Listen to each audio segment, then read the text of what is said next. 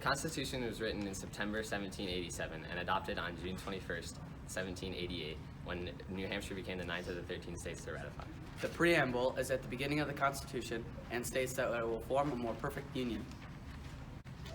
The legislative branch is made up of the House and the Senate, collectively known as Congress. The legislative branch makes all laws, declares war, regulates interstate and foreign commerce, and controls taxing and spending policies.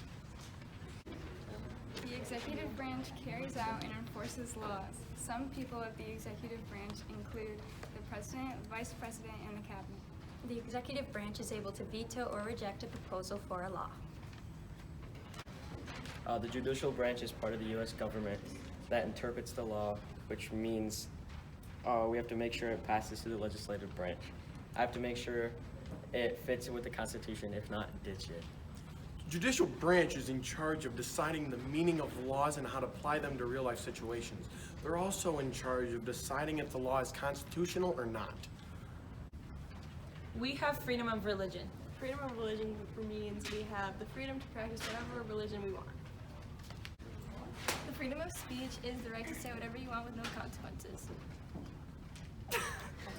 Freedom of press Is the right for news companies to have the freedom of speech in their news stories.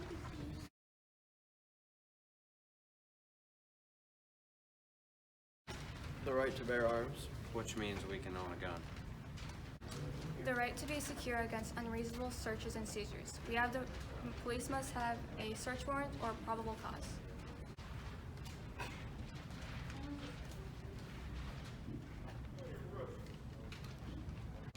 The right to an attorney. The right to a lawyer. Okay. The right to a speedy and public trial. It's a quick public trial. The right of trial by jury shall be preserved. No cruel and unusual punishments. Article 4 of the Constitution determines the relationship among the states. The first section is called the Full Faith and Credit Clause and says that states must recognize and respect laws passed by other states.